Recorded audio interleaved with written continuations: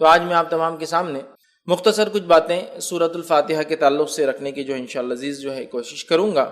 تو آئیے سب سے پہلے سورۃ الفاتحہ کے تعلق سے، اس کے نام کے تعلق سے چند باتیں ہم دیکھتے ہیں، جس میں سے یہ سب سے مشہور اور معروف جو سورہ فاتحہ کا نام ہے وہ فاتحہ ہے۔ اسے فاتحہ اس لیے کہا جاتا ہے کہ اس سے قرآن کھلتا ہے، اس سے یہ سورہ شروع ہوتا ہے، یاد رکھیے۔ ویسے سورت کے کئی نام ہیں اور کئی فضائل احادیث کے اندر آتے ہیں، اور خود قرآن نے بھی اس کے تعلق سے بیان کیا، اس کے فضائل کو بیان کیا، یاد رکھیے۔ تو یہ سورت اپنے آپ پہ بڑی اہمیت کی حامل ہے، نہ صرف حدیث میں اس کی فضیلت آتی ہے بلکہ نبی اکرم صلی اللہ علیہ وسلم کی حدیث کے علاوہ قرآن کے اندر بھی اللہ رب العزت نے اپنی اس ایک سورت کی فضیلت کو بیان کیا ہے۔ تو اس کا سب سے مشہور اور معروف نام وہ فاتحہ ہے۔ فاتحہ کا معنی ہوتا ہے کھولنا، اسی سے لفظ افتتاح یا فتح آتا ہے، مطلب لوگوں کو داخلے کا موقع ملا، شروعات ہوئی، یا پھر افتتاح کسی چیز کی اوپننگ کو عام زبان میں کہا جاتا ہے۔ تو چونکہ قرآن اس سے شروع ہوتا ہے اسی لیے اس کو فاتحۃ الکتاب بھی کہتے ہیں، قرآن کو شروع کرنے والی سورت، یا قرآن کو کھولتے ہی سب سے پہلی جس سورت پہ انسان کی نظر پڑتی ہے وہ سورۃ الفاتحہ ہے۔ تو یہ اس کا سب سے مشہور اور معروف نام ہے سورۃ الفاتحہ، اور میں سمجھتا ہوں اس سے بہت ساری چیزیں لوگ فاتحہ کے تعلق سے بہت ساری چیزیں ہم دیکھتے ہیں سماج میں ہوتی ہیں۔ بہرحال انشاءاللہ موقع ملا تو آگے اس کے تعلق سے رکھیں۔ تو سورۃ الفاتحہ کا سب سے مشہور اور معروف نام خود فاتحہ ہے، اس لیے کہ قرآن اس سے شروع ہوتا ہے۔ اسی طرح اس کا دوسرا مشہور اور معروف نام ہے وہ ہے ام الکتاب، کتاب کی ماں، کتاب کی اصل۔ ویسے کہتے کسی چیز کی اصل کو، اسی لیے ماں کو بھی کہا جاتا ہے عربی زبان میں، اس لیے کہ وہ اصل ہوتی ہے، اسی سے آگے کی نسلیں چلتی ہیں، اولادیں ہوتی ہیں۔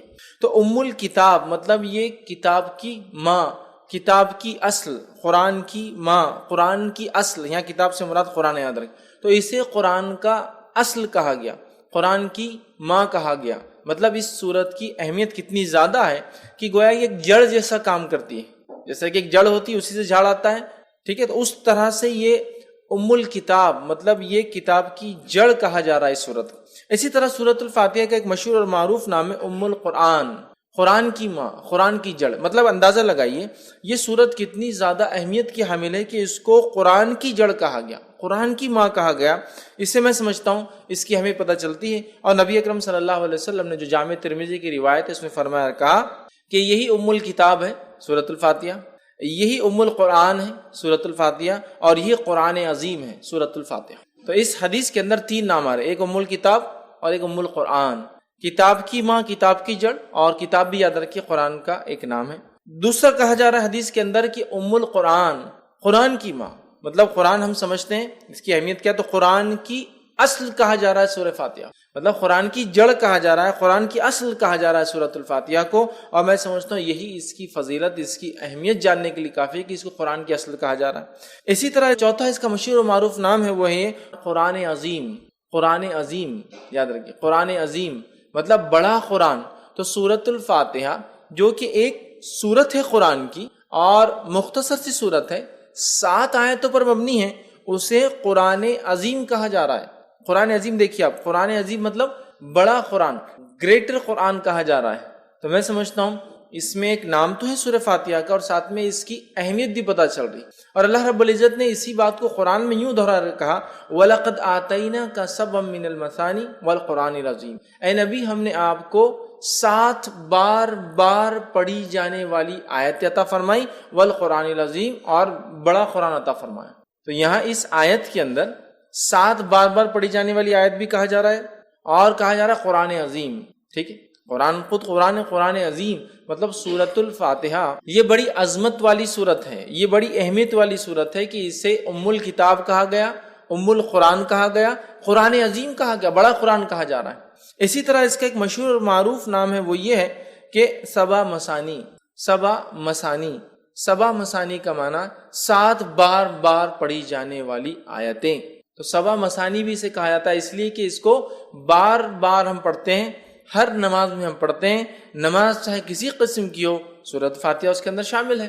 آپ سفر میں پڑھ رہے ہو، سورہ فاتحہ شامل ہے، آپ قصر کر رہے ہو، سورہ فاتحہ شامل ہے، آپ جنگ کے میدان میں صلاۃ الخوف مطلب خوف کی حالت میں پڑھ رہے ہو تو بھی سورہ فاتحہ شامل ہے، مطلب کوئی بھی نہ ہو، چاہے آپ نفل پڑھ رہے ہو تو بھی سورہ فاتحہ ہے، چاہے آپ فرض پڑھ رہے ہو تو بھی سورہ فاتحہ ہے، موقعہ پڑھ رہے ہو تو بھی سورہ فاتحہ، تہجد پڑھ رہے تو بھی سورہ فاتحہ، کوئی بھی نماز ہو، ٹھیک، اور بار پڑھی جاتی ہے۔ ریپیٹیٹنگ جس کو کہیں گے، بار بار پڑھی جانے والی 7 آیتیں. تو 7 مثانی بھی اس سورت کو کہا جاتا ہے، سورت الفاتحہ کو یاد رکھیں، 7 مثانی. اور اسی بات کو اللہ رب العزت نے قرآن میں بیان کیا، جو کہ سورہ نمبر 15 آیت میں 87 میں اللہ نے بیان کیا، وَلَقَدْ آتَيْنَاكَ سَبْعًا مِنَ الْمَثَانِ. اے نبی ہم نے آپ کو 7 بار بار پڑھی جانے والی آیتیں دی، والقرآن العظیم، اور آپ کو بڑا قرآن عطا کیا، مطلب سورۃ الفاتحہ دی. تو سورہ فاتحہ کی فضیلت نہ صرف احادیث میں آتی ہے، بلکہ سورۃ الفاتحہ کی فضیلت قرآن کے اندر بھی موجود ہے کہ اس کو 7 بار بار پڑھی جانے والی آیت کے طور پر بیان کیا گیا تھا. تو اس سورت کی یاد رکھی بڑی فضیلت ہے، بڑی اہمیت ہے. اس کے نام خود بتا رہے کہ اس کے کتنے فضائل ہیں، اور نام جو دیے گئے اس کی وجوہات بتا رہی ہے کتنی عظیم یہ سورت ہے. تو 7 مثانی، 7 بار بار پڑھی جانے والی آیتیں، مطلب سورۃ الفاتحہ. اسی طرح اس کا ایک اور مشہور اور معروف نام ہے جو جامع ترمذی کی ایک روایت میں آتا ہے، وہ ہے الصلاۃ، نماز. مطلب سورہ فاتحہ کو صلاۃ، نماز بھی کہا جاتا ہے. ٹھیک، آپ کہیں گے کیسے؟ تو آئیے جامع ترمذی کی روایت ہے، نبی اکرم صلی اللہ علیہ وسلم فرمایا، حدیث کے الفاظ دیکھیے اس طرح سے کہ نبی اکرم صلی اللہ علیہ وسلم فرماتے، اللہ فرماتا ہے، مطلب حدیث قدسی ہے کہ میں نے نماز کو اپنے اور اپنے بندے کے بیچ میں آدھا آدھا بانٹ لیا ہے. میں نے نماز کو اپنے اور اپنے بندے کے بیچ میں بانٹ لیا ہے، تقسیم کر دیا ہے. ٹھیک ہے. پھر آپ صلی اللہ علیہ وسلم فرمایا، جب اللہ فرماتا ہے کہ جب بندہ کہتا ہے الحمدللہ رب العالمین، تو اللہ کہتا ہے میرے بندے نے میری تعریف. مطلب جو بندہ ایک ایک آیت پڑھتا جاتا ہے تو اللہ رب العزت اس کا جواب دیتا جاتا ہے بندے کو. تو یہاں اس حدیث میں جو جامع ترمذی کی روایت ہے، نبی اکرم صلی اللہ علیہ وسلم فرمایا کہ سورۃ الفاتحہ کے تعلق سے اس کو صلاۃ کہا گیا. الصلاۃ مطلب اس کو نماز کہا گیا، یاد رکھیں، سورہ صلاۃ. تو اس کا ایک نام سورہ صلاۃ بھی ہے، نماز، یاد رکھیں. اور اسی لیے علماء لکھتے ہیں اس کا نماز میں پڑھنا ضروری بھی ہے، اس لیے کہ اس کو نماز کہا گیا. مطلب اگر کوئی نماز میں اس کو نہ پڑھے تو اس کی نماز نہیں ہوگی، جو آپ صلی اللہ علیہ وسلم حدیث میں بیان کرتے ہو. اسی لیے کہا جا رہا ہے کہ اس کو نماز کہا جا رہا ہے کہ میں نے نماز کو، صلاۃ کو اپنے اور اپنے بندے کے بیچ میں بانٹ لیا ہے. جب میرا بندہ کہتا ہے الحمدللہ رب العالمین، تو اللہ رب العزت جواب دیتا ہے کہ میرے بندے نے میری تعریف کی. پھر جب بندہ کہتا ہے الرحمن الرحیم، تو اللہ کہتا ہے کہ میرے بندے نے میری جو ہے تعریف بیان کی. ٹھیک ہے. تو مطلب ایک کی بعد ایک اللہ تعالیٰ جواب دیتا جاتا ہے، یاد رکھیں. میں انشاءاللہ آگے اس کی حدیث کی پوری تفصیلات رکھوں گا آپ کے سامنے. تو یہاں اس حدیث میں اس سورت کو صلاۃ کہا گیا. ٹھیک ہے. یہ ایک اس کا مشہور اور معروف نام ہے، اور یہ چھٹا نام تھا جو ہم دیکھ رہے ہیں. اسی طرح اس سورت کو سورہ الشفا بھی کہا جاتا ہے، اس لیے کہ اس کو بیماری کے علاج کے لیے یا اسی طرح جادو کے علاج کے اندر اس کو پڑھ کر دم کیا جاتا ہے. تو سورہ الشفا مطلب جس سے شفا حاصل کی جا سکتی ہے. یا اس کا ایک اور نام جو کہ ایک 8واں مشہور معروف، سورۃ الرقیہ. اسے رقیہ بھی کہا جاتا ہے. کیوں رقیہ کہا جاتا ہے؟ اس کے پیچھے ایک طویل واقعہ ہے، اس کا بس مختصر رکھتا ہوں. واقعہ یوں ہے کہ صحابہ فرماتے ہیں کہ ایک مرتبہ صحابہ کی ایک جماعت جو کہ 30 لوگوں کے جو ہے قریب صحابہ تھے، وہ ایک گاؤں، ایک بستی میں گئے. اس بستی میں جانے کے بعد ہوا یہ کہ انہوں نے کھانے پینے کے لیے کچھ مانگا، بستی والوں نے انکار کر دیا چونکہ یہ مسلمان تھے. نتیجتاً یہ ہوا کہ ان لوگوں کو بستی سے باہر رکنا پڑا. رات کے وقت لونڈی ایک بھاگتے ہوئے آئی اور کہا ہمارے جو آقا ہے، گروپ کا جو سردار ہے، جو لیڈر ہے، اس کو ایک بچھو نے کاٹ لیا یا سانپ نے کاٹ لیا، کسی موذی چیز نے، زہریلی جانور نے کاٹ لیا. کیا آپ میں سے کوئی ہے جو جھاڑ پھونک کرے؟ ایک صحابی کہتے ہیں میں جانتا ہوں. سارے لوگ تعجب کرنے لگے، یہ کیا جانتا ہے ایسے؟ مطلب ان کو امید نہیں تھی. وہ گئے اور جا کر سورہ فاتحہ پڑھ کے دم کر دی اور اس کو شفا ہو گئی. اس نے کچھ بکریاں، روایت میں آتا 30 بکریاں، چونکہ 30 صحابہ تھے، اور اس کے ساتھ ساتھ کچھ دودھ بھیج دیا، کافی دودھ بھیجا کہ یہ لوگ پیے کریں. تو لوگوں نے کہا ٹھیک ہے، بکریوں کا معاملہ ابھی ہم طے نہیں کرتے، جب مدینہ جائیں گے تو نبی اکرم صلی اللہ علیہ وسلم سے حالات بیان کریں گے، کیا ہوا کیسے ہوا، پھر دیکھا جائے گا اس کا. نبی اکرم صلی اللہ علیہ وسلم سے جب بات بیان کی، آپ نے ان صحابی کو بلایا، کہا ادھر آؤ. وہ صحابی آئے تو کہا تمہیں کیسے پتا سورہ فاتحہ رقیہ ہے؟ تمہیں کیسے پتا سورہ فاتحہ رقیہ؟ اور یہ صحابی سے جب دوسرے صحابہ نے تبھی پوچھا تھا، جب وہ پڑھ کر آئے تھے تو پوچھا کیا پڑھا؟ تو کہا سورہ فاتحہ پڑھا میں نے.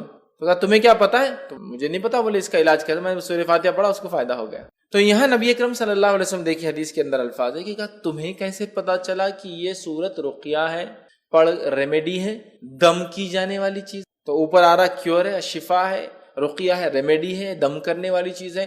تو سورت الفاتحہ کی فضیلت بھی بہرحال آ رہی ہے اور اس کا نام بھی بہرحال اس کا پتہ چل رہا ہے. تو سورہ جس کو کہیں گے شفا یا شافیہ، یا اسی طرح جو ہے سورہ جو ہے رقیہ، مطلب وہ سورت جس کو پڑھ کر دم کیا جاتا ہے. اسی طرح اس کا ایک مشہور اور معروف نام ہے الحمد. سورت الفاتحہ کا ایک معروف نام ہے الحمد. ٹھیک، چونکہ عموماً ہم دیکھتے ہیں بہت ساری صورتوں کو ہم ان کے اصل نام سے نہیں پہچانتے ہیں بلکہ ان کی ابتدا سے پہچانتے ہیں. سورہ تبارک الذی ہے نا, سورہ تبارک الذی, مطلب ہم اس کو اصل نام سے وہ نہیں کرتے, سورہ ملک, سورہ تبارک الذی, ٹھیک ہے. سورہ قل, مطلب عمومی اعتبار سے قل بولے تو قل واللہ احد ہوتا ہے نا.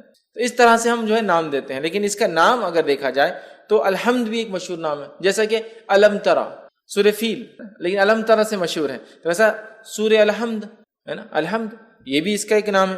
اسی طرح جو ہے کچھ علماء لکھتے ہیں اس کا ایک نام کنز بھی ہے, کنز مطلب خزانہ, اور کنز اس خزانے کو کہتے ہیں جو دبا ہوا اور چھپا ہوا ہوتا ہے, مطلب اوپن نہیں ہوتا ہے, کلیئر نہیں, سامنے نہیں ہوتا ہے, تو کنز بھی کہا جاتا ہے. کچھ لکھتے ہیں اس کو سورہ کافیہ بھی کہا جاتا ہے, مطلب یہ ساری صورتوں پر کفایت کر جاتی ہے, لیکن اس پر کوئی صورت کفایت نہیں کرتی. مطلب اگر یہ ہو تو ساری صورتوں پہ کفایت کر جاتی, کافی ہو جاتی ہے, لیکن اگر یہ نہ ہو تو ساری صورتیں کافی نہیں آ سکتی. تو بہرحال اس کے کئی نام مشہور اور معروف ہے, جس میں سے 7, 8, 9 تو بڑے معروف نام ہیں, اور 2 نام میں نے اور بھی رکھے آپ کے سامنے. تو بہرحال ان کے نام خود بتا رہے ہیں ان کی فضیلت کیا ہے, اس لیے کہ ہر نام کے پیچھے کچھ واقعہ ہے. جیسا سرخیہ, تو ارے اسی ایک فضیلت پر چلے, اس کو دم کیا جا سکتا ہے, یہ ایک فضیلت ہے, ٹھیک.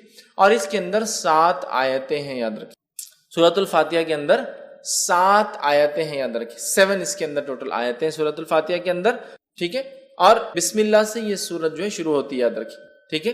اب اس میں اختلاف ہے کہ بسم اللہ کسی سورت کا حصہ ہوتا ہے یا نہیں ہوتا, یاد رکھیں, ٹھیک ہے. بسم اللہ کسی سورت کا حصہ ہوتا ہے یا نہیں ہوتا ہے, اس میں اختلاف ہے, سوا اس کے کہ جو ایک بار جو ہے جو سلیمان علیہ السلام کا واقعہ آتا ہے, جس میں سلیمان علیہ السلام نے جب خط لکھا تو تب لکھا انہ من سلیمان انہ بسم اللہ الرحمن الرحیم, کہ سلیمان کی طرف سے, اور سلیمان علیہ السلام نے شروع کیا خط اللہ کے نام سے جو بڑا مہربان نہایت رحم کرنے والا ہے. اس کو چھوڑ کر یہ تو آیت کا حصہ ہے, اس کو چھوڑ کر یاد رکھیے بسم اللہ کے تعلق سے اختلاف ہے کہ آیت ہے یا نہیں ہے. اور بسم اللہ یہ ایک واحد ایسی آیت ہے یا ایسا حصہ ہے قرآن کا جس کو نہ ماننے پر کوئی انسان کافر نہیں ہوتا. سورہ کی ابتدا میں, بیچ میں نہیں.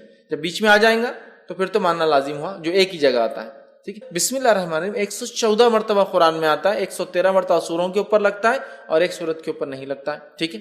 اب بسم اللہ کو کیوں آیت مانا نہیں جاتا, کیوں مانا جاتا ہے, اس پہ ایک لمبی بحث ہے. بس میں مختصر ہی سمجھا دوں کہ اس میں خود صحابہ میں اور صحابہ کے بعد علماء کے اندر یہ اختلاف باقی رہا, تابعین تابعین میں, کہ اکثر کا یہ ماننا تھا کہ بسم اللہ الرحمن الرحیم صرف سوروں کے ڈیفرنسیشن کے لیے لگایا جاتا ہے, فرق کرنے کے لیے کہ دوسرا سورہ چالو ہو رہا ہے, بس اس وجہ سے اس میں اختلاف ہے کہ آیت ہے یا فرق کرنے کے لیے لگایا جاتا ہے. اور سورہ انفال اور سورہ توبہ کو بہت سارے صحابہ ایک ہی صورت مانتے تھے, جس کی وجہ سے سورہ توبہ کے اوپر بسم اللہ نہیں آتا ہے, کیونکہ پورا واقعہ جنگ سے متعلق ہے, مال غنیمت سے متعلق ہے, جنگ میں کیا کرنا ہے, یہ ساری چیزیں تفصیلات ڈسکس ہو رہی ہے. سمجھ رہا, تو لہٰذا سورہ انفال اور سورہ توبہ کی تھیم ایک ہی ہے, تو بہت سارے صحابہ اس کو ایک ہی صورت مانتے تھے. سورہ انفال سے شروع کر کے سورہ توبہ کے آخر تک ایک ہی صورت مانتے تھے, اس وجہ سے بیچ میں بسم اللہ نہیں لگاتے تھے, سمجھا. تو باقی پہ ان کا کہنا تھا کہ یہ فرق کرنے کے لیے لگایا جاتا ہے. لیکن ایسی کچھ روایتیں ملتی, جیسے کہ حدیث کے اندر آتا ہے, نبی اکرم صلی اللہ علیہ وسلم نے فرمایا, صحیح مسلم کی روایت آپ نے فرمایا, مجھ پر ابھی ایک سورت نازل ہوئی. صحابہ بیٹھے تھے, صحابہ نے کہا کون سی سورت, تو آپ صلی اللہ علیہ وسلم نے فرمایا بسم اللہ الرحمن الرحیم, اور آپ نے اس کے بعد سورت کو تلاوت کی, انا اعطینا کل کوثر, یہ سورۃ الکوثر تلاوت کی. تو یہاں پڑھا بسم اللہ الرحمن الرحیم انا اعطینا کل کوثر, سمجھ رہے, تو یہاں بسم اللہ آپ نے لگا دیا. تو کچھ علماء لکھتے ہیں بسم اللہ حصہ ہے اور ہر سورت سے پہلے پڑھنا چاہیے, کچھ نے کہا نہیں ہے. لیکن سورہ فاتحہ کے اندر جمہور کا یہ قول ہے, جمہور علماء کا یہ قول ہے کہ یہ جو ہے اس کا حصہ ہے سورہ فاتحہ کے حد تک, چونکہ اگر بسم اللہ کو نہ پڑھا جائے تو پھر 6 آیتیں بچتی ہیں, سمجھے. تو ان کا قول یہ ہے, لیکن اس کو جہر میں نہیں پڑھا جائے گا, سر میں پڑھا جائے گا. آیت کا حصہ تو ہے لیکن اس کو جہر میں نہیں پڑھا جائے گا, سر میں. کیوں جہر میں نہیں پڑھا جائے گا اور سر میں پڑھا جائے گا, تو اس تعلق سے یہ دیکھا گیا کہ بہت سارے صحابہ اس کو جہر میں نہیں پڑھتے تھے, اور خلفائے راشدین بھی چاروں بھی اس کو جہر میں نہیں پڑھتے تھے, لہٰذا اکثریت نے نہیں پڑھا. لیکن کچھ قیرتوں کے اندر بسم اللہ بھی پڑھا جاتا, جیسا مدینے کے اندر پڑھا جاتا تھا, مکے میں نہیں پڑھا جاتا تھا. بہرحال اس کے بعد بہت سارے علاقوں میں پڑھا گیا, بہت سارے منی, اور آج بھی ہم دیکھتے ہیں بہت ساری جگہ آپ دیکھیں گے جب بسم اللہ کو پڑھیں گا خالی تو بسم اللہ الرحمن الرحیم الحمدللہ سے کریں گا, لیکن بہت ساری جگہ نہیں. بہرحال تو اس میں بھی اختلاف ہے کہ جہر میں پڑھا جائے نہ پڑھا جائے, لیکن بات ثابت ہے کہ خاموشی میں بھی اس کو پڑھا جا سکتا ہے. تو یہ حصہ ہے سورہ فاتحہ کا, لیکن اس کو جہر میں نہیں پڑھا جائے گا. بسم اللہ الرحمن الرحیم امام دل میں پڑھیں گا, الحمدللہ رب العالمین اس کے بعد سے اس کو جہر میں پڑھیں گا, جہاں جہری نماز ہے. اور سرجہ نماز ہے تو وہاں تو سوال ہی نہیں آتا, ٹھیک ہے. تو اس کے اندر 7 آیتیں ہیں, اور اس کی دلیل سورہ نمبر 15 آیت نمبر 87, جس میں اللہ رب العزت نے فرمایا وَلَقَدْ آتَيْنَاكَ سَبْعًا مِنَ الْمَثَانِي وَالْقُرْآنِ الْعَظِيمِ، اے نبی ہم نے آپ کو 7 بار پڑھی جانے والی آیتیں اور بڑا قرآن عطا فرمایا، اور اس سے مراد سورۃ الفاتحہ، چونکہ بہت ساری حدیثیں اس پہ دلیل ہے کہ سبع من المثانی وہی ہے جو سورہ فاتحہ ہے۔ آگے انشاءاللہ میں اس بات کو رکھوں گا، ٹھیک۔ تو اس میں ٹوٹل 7 آیتیں سورۃ الفاتحہ کے اندر، ٹھیک ہے، اور اس کو بار بار پڑھا جاتا ہے، 7 بار پڑھی جانے والی آیتیں، اور ہم جانتے ہیں کہ کوئی نماز اس کے بغیر مکمل نہیں ہوتی ہے، چاہے انسان کسی بھی قسم کی نماز پڑھا ہو، سفر میں ہو یا شہر میں ہو، اپنے علاقے میں ہو، چاہے وہ نماز فرض ہو، سنت ہو، نفل ہو یا کسی بھی قسم کی نماز ہو، ساری نمازوں کے اندر سورۃ الفاتحہ پڑھی جاتی ہے، یاد رکھیے اس چیز کو، ٹھیک ہے۔ تو اس کے اندر 7 آیتیں ہیں۔ اسی طرح اس کی فضیلت میں جو بات آتی وہ یہ ہے کہ مسند احمد کی روایت ہے، نبی اکرم صلی اللہ علیہ وسلم کے تعلق سے ایک واقعہ یوں آتا ہے کہ ایک صحابی فرماتے، ابو سعید معلّہ رضی اللہ عنہ فرماتے ہیں کہ میں نماز پڑھ رہا تھا، رسول اللہ صلی اللہ علیہ وسلم نے مجھے کہا کہ میرے پاس آؤ، لیکن میں نماز میں تھا، میں نے نماز کو مکمل کیا، نماز مکمل کر کے نبی اکرم صلی اللہ علیہ وسلم کی خدمت میں حاضر ہوا، آپ کو سلام کیا، تب نبی اکرم صلی اللہ علیہ وسلم نے پوچھا جب میں نے تمہیں پہلے آواز دی تھی تم نے جواب کیوں نہیں دیا؟ تو انہوں نے کہا اللہ کے رسول صلی اللہ علیہ وسلم میں نماز کی حالت میں تھا، نماز پڑھ رہا تھا۔ تو کہا کیا تم نے اللہ کا یہ احکام نہیں سنا کہ جب رسول اللہ صلی اللہ علیہ وسلم تمہیں اس چیز کی طرف بلائے جو تمہیں زندگی دیتی ہے، ٹھیک ہے، تو تم اس آواز کو جو ہے جواب دو، واپس آؤ۔ تو کہا اللہ کے رسول صلی اللہ علیہ وسلم میں اس کو نہیں جانتا تھا، میں انشاءاللہ اگلی بار ضرور کروں گا۔ مطلب نبی اکرم صلی اللہ علیہ وسلم اگر کوئی شخص نماز بھی پڑھ رہا ہوتا اور آپ آواز دیتے تو اس شخص کو آپ کی آواز پر آپ کے پاس حاضر ہونا یا موجود ہونا ضروری تھا، یاد رکھیے، نماز توڑ کر۔ یہ بات آ رہی کہ تم کیوں نہیں آتے؟ کہا میں نماز پڑھتا ہوں۔ کہا نماز پڑھتے کیا تم نے یہ نہیں سنا اللہ کا حکم؟ ٹھیک، تو کہا میں اب آئندہ اس بات کو یاد رکھوں۔ تو کہا میں تمہیں اس مسجد سے نکلنے سے پہلے جو ہے قرآن کی سب سے بڑی سورت سے، اس مسجد سے نکلنے سے پہلے قرآن کی سب سے بڑی سورت سے، اور آپ صلی اللہ علیہ وسلم بات کرتے کرتے آگے جا رہے تھے اور صحابی کہنے لگے مجھے ڈر لگنے لگا کہ اللہ کے رسول صلی اللہ علیہ وسلم مسجد سے باہر نکل جائیں گے اور میرے کو سورت تو نہیں سکھائی سب سے بڑی۔ تو فوراً جب مسجد کے دروازے پر آئے کہ اب نکل جائیں گے، مطلب اس کے اینڈ پر آئے، تو کہا اللہ کے رسول صلی اللہ، آپ نے کہا مجھے آپ قرآن کی سب سے بڑی سورت سکھائیں گے۔ کہا آپ نے بتائیں؟ تب نبی اکرم صلی اللہ علیہ وسلم نے کہا الحمدللہ رب العالمین، یہ قرآن کی سب سے بڑی سورت ہے، الحمدللہ رب العالمین یہ قرآن کی سب سے بڑی سورت ہے، ٹھیک ہے۔ اور پھر کہا یہی جو ہے 7 مثانی ہے، 7 بار بار پڑھی جانے والی آیت، یہی ام القرآن ہے اور یہی قرآن عظیم، یہ 7 بار بار پڑھی جانے والی آیتیں، یہی بڑا قرآن ہے اور یہی قرآن کی اصل ہے، جڑ ہے، ماں ہے۔ سب سے بڑی سورت کا قرآن کس کو؟ سورۃ الفاتحہ کو۔ اس کا نمبر 1 ہونا خود اپنے آپ میں دلیل ہے کہ اس کی کتنی اہمیت ہے سورۃ الفاتحہ۔ آئیے دوسرا واقعہ لیتے ہیں، یہ جامع ترمذی کی روایت ہے۔ ابی بن کعب رضی اللہ عنہ جو ہے نماز پڑھ رہے تھے، نبی اکرم صلی اللہ علیہ وسلم نے آواز دی تو انہوں نے جواب نہیں دیا چونکہ نماز پڑھ رہے تھے۔ نبی اکرم صلی اللہ علیہ وسلم دوسری بار آواز دی تو انہوں نے جلدی نماز پڑھنا شروع، سپیڈ لی ایک دم تیزی سے، اور جلدی سے سلام پھیرا، نماز جلدی پڑھ کر اور گئے اور سلام کیا اور کہا اللہ کے رسول صلی اللہ علیہ وسلم میں نماز پڑھا۔ تو کہا جب میں نے تمہیں آواز دی تو تم نے مجھے جواب کیوں نہیں دیا، آئی کیوں نہیں؟ تو کہا اللہ کے رسول صلی اللہ علیہ وسلم میں نماز میں تھا۔ تو کہا تم نے کیا اللہ کا یہ احکام نہیں سنا کہ جب اللہ کے رسول تمہیں اس چیز کی طرف بلائے جو تمہیں زندگی دیتی ہے، یہ آیت نہیں سنی؟ تو کہا سنی۔ تو پھر تو کہا انشاءاللہ میں آئندہ یاد رکھوں گا اور آپ کی آواز آتے ہی میں آ جاؤں گا، ٹھیک۔ پھر اس کے بعد نبی اکرم صلی اللہ علیہ وسلم نے ان سے کہا کہ میں تمہیں ایک ایسی سورت سکھاؤں گا آج مسجد سے نکلنے سے پہلے، جو سورت اس سے پہلے نہ توریت میں نازل ہوئی، نہ زبور میں نازل ہوئی، نہ انجیل میں نازل ہوئی، نہ فرقان میں نازل ہوئی، 4 کتابوں کے نام لیا، نہ فرقان میں نازل۔ تو یہ بڑے خوش ہو گئے، کہا بالکل سکھائیے۔ نبی اکرم صلی اللہ علیہ وسلم ان سے ہاتھ ملائے ہوئے تھے، ہاتھ میں ہاتھ تھا، اور نبی اکرم صلی اللہ علیہ وسلم ان کے ساتھ ساتھ چل رہے تھے، ہاتھ میں ہاتھ تھا اور دونوں چل رہے تھے۔ اور آپ صلی اللہ علیہ وسلم نے فرمایا تھا مسجد سے نکلنے سے پہلے تم کو میں جو ہے ایک ایسی سورت سکھاؤں گا جو نہ توریت میں نازل ہوئی، نہ زبور میں، نہ انجیل میں، نہ فرقان میں۔ ابی بن کعب رضی اللہ عنہ فرمانے لگے کہ مجھے اب ڈر تھا کہ اللہ کے رسول صلی اللہ علیہ وسلم مسجد سے باہر نکل جائیں گے اور مجھے بھی سکھائی نہیں وہ سورت۔ تو میں نے کہا اللہ کے رسول ہم مسجد سے بس باہر نکل رہے ہیں، اس سورت آپ نے نہیں سکھائی۔ تب نبی اکرم صلی اللہ علیہ وسلم نے ان کو فرما کہا قسم ہے اس ذات کی جس کے ہاتھ میں میری جان ہے، وہ سورۃ الفاتحہ، الحمدللہ رب۔ سورۃ الفاتحہ یہ وہ سورت ہے قرآن کی جو اس سے پہلے نہ توریت میں نازل ہوئی، نہ زبور میں نازل ہوئی، نہ انجیل میں نازل ہوئی، اور نہ ہی فرقان میں آپ نے کہا، قرآن میں اب ہو گئی ہے، اس سے پہلے کبھی نازل نہیں ہوئی۔ ایک روایت میں اس طرح کے الفاظ آتے ہیں کہ ایک آواز نبی اکرم صلی اللہ علیہ وسلم ایک مرتبہ سنی، جبرائیل علیہ السلام سے پوچھا یہ آواز کیسی تھی؟ تو کہا آج جنت کا ایک ایسا دروازہ کھولا گیا، آج آسمان کا ایک ایسا دروازہ کھولا گیا جو اس سے پہلے کبھی نہیں کھولا گیا تھا، اور فرشتے سورۃ الفاتحہ لے کر آئے۔ مطلب اسپیشل آئی، اسپیشل فرشتے آئے، اسپیشل ہوئی ساری چیز، سمجھے، جو دروازہ اس سے پہلے کبھی نہیں کھلا۔ تو سورۃ الفاتحہ ایک ایسی سورت ہے جو اس سے پہلے کسی امت کو نہیں دی گئی، یہ اس کی فضیلت ہے، کسی امت کو نہیں دی گئی، یہ سب سے بڑی سورت ہے قرآن کی، کسی امت کو، کسی قوم کو، کسی نبی کو، کسی کو یہ سورت نہیں دی گئی، سورۃ الفاتحہ، ٹھیک ہے۔ اسی طرح اس کے فضائل کے اندر ایک فضیلت یہ آتی ہے کہ نبی اکرم صلی اللہ علیہ وسلم نے 3 مرتبہ، صحیح مسلم کی روایت، 3 مرتبہ کہا اور فرمایا، 3 مرتبہ کہا، الفاظ یہ تھے آپ نے کہ جس نے نماز پڑھی اور سورہ فاتحہ نہیں پڑھی اس کی نماز مکمل نہیں، 3 مرتبہ دہرایا، جس نے نماز پڑھی اور اس میں سورہ فاتحہ نہ پڑھی اس کی نماز مکمل نہیں، 3 مرتبہ آپ نے دہرایا۔ ابو ہریرہ رضی اللہ عنہ جو اس حدیث کو روایت کر رہے تھے، لوگوں نے کہا کہ ابو ہریرہ امام کے ساتھ بھی، تو کہا امام کے ساتھ بھی، جب امام کے ساتھ ہو تو اپنے جی میں پڑھ لیا کرو، جب امام ہو وہ خیرت کر رہا ہو تب، تو کہا اپنے جی میں پڑھ لیا کرو، دل میں پڑھ لیا کرو پھر، لیکن تب بھی پڑھنا ہے تم کو، ٹھیک ہے۔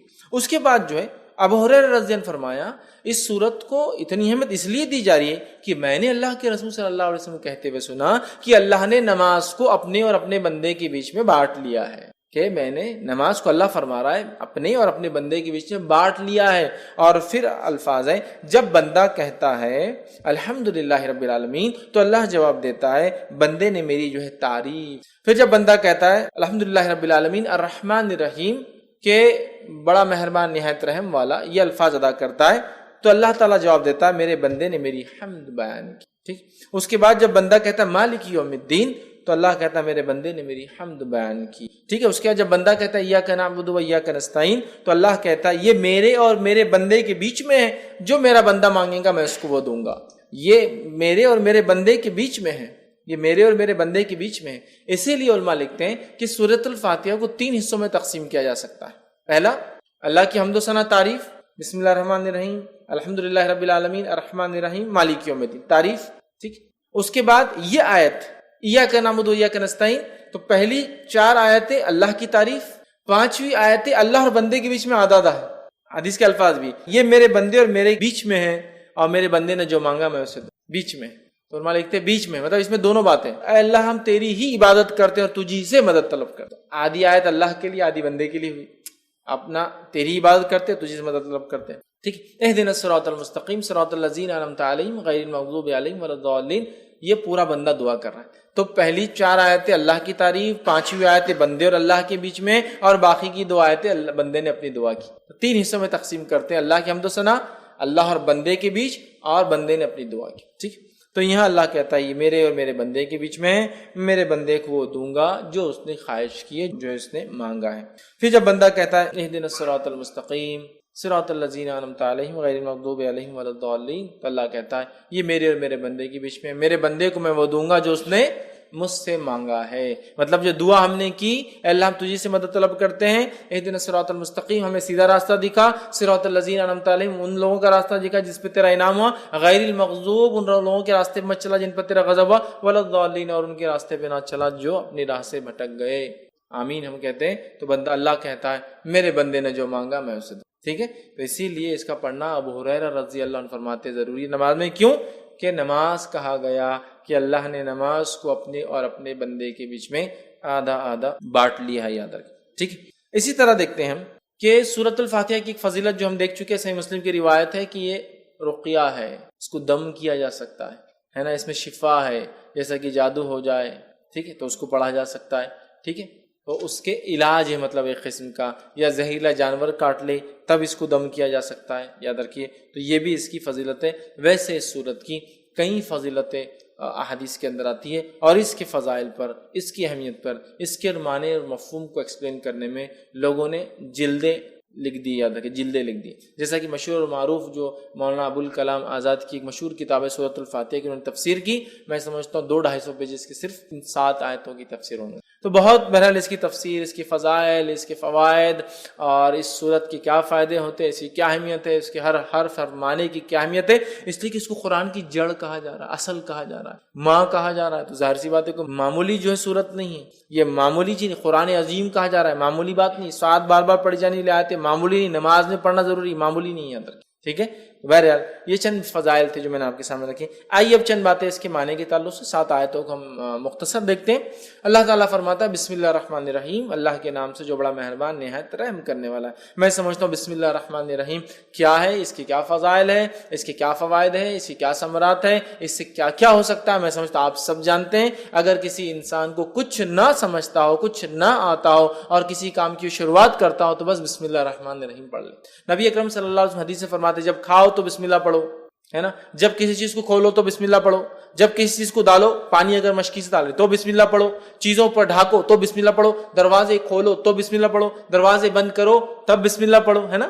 کتنا ہے، قرآن پڑھ رہے ہیں اس سے پہلے ہم کو بسم اللہ پڑھنا ہے، کسی کام کی شروعات کرے اس سے پہلے ہم کو بسم اللہ پڑھنا ہے. مطلب بسم اللہ ایک طرح سے ایک ماسٹر دعا ہے، ایک ماسٹر کی جیسا ہوتا ہے نا، تو ایک ماسٹر دعا ہے کہ ہمیں کچھ نہیں آتا تو یہ کر سکتے کم از کم بسم اللہ، اللہ کے نام سے بڑا مہربان نہایت رحم. اور یہ بڑی اہم چیز ہے، اگر یہ شامل نہ ہو تو ہمارا کھانا اس میں بھی شیطان شامل، ہمارا پینا اس میں بھی شیطان شامل، ہمارا رہنا اس میں بھی شیطان شامل. یاد رکھیے، اور اللہ کا ذکر نہ ہو تو ہر عمل میں شیطان داخل ہو جاتا ہے. یاد رکھیے، سمجھ رہے ہیں، ہر عمل میں یاد رکھیے. تو بسم اللہ کو ایک معمول بنا لے اللہ کے نام سے، ہے نا.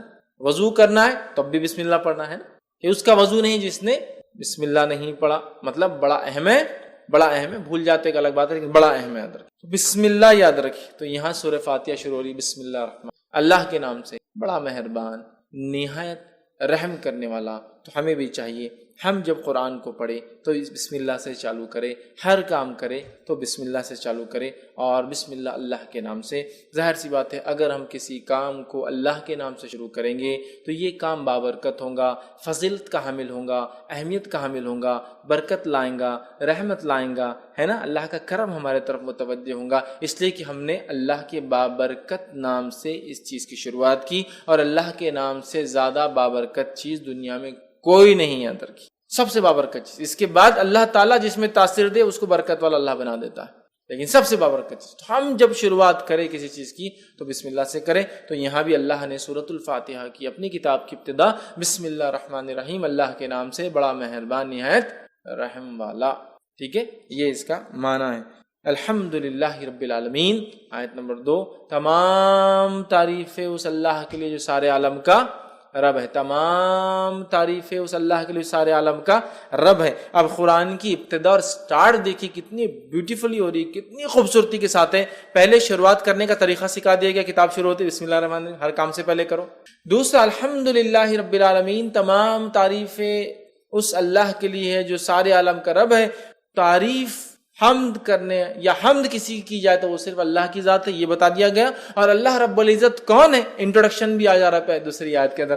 الحمدللہ رب العالمین، تمام تعریفیں اس اللہ کے لیے ہے جو سارے عالم کا رب ہے. مطلب اللہ تعالیٰ کوئی لوکل، علاقائی، ٹرائبل یا ریجنل گاڈ نہیں ہے. جس رب کی ہم تعریف کر رہے ہیں وہ رب سارے عالم کا رب ہے، جس کی ہم تعریف. سارے عالم، سارے عالم، عالم جو کچھ وجود میں ہے سب عالم ہے، جو کچھ وجود میں سب عالم میں.